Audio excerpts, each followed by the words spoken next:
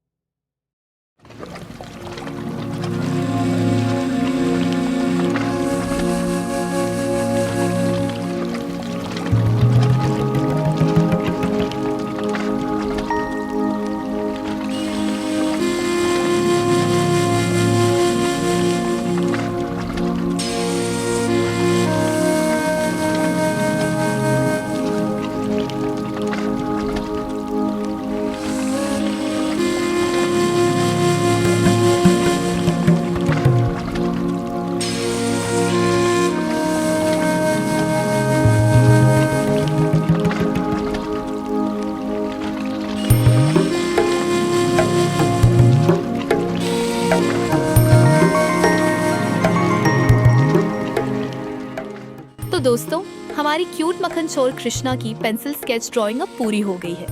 आपको हमारी ये क्यूट कृष्णा ड्राइंग, प्यारी आंखें, स्माइलिंग एक्सप्रेशन और सॉफ्ट पेंसिल शेडिंग कैसी लगी? हमें कमेंट करके ज़रूर बताइए।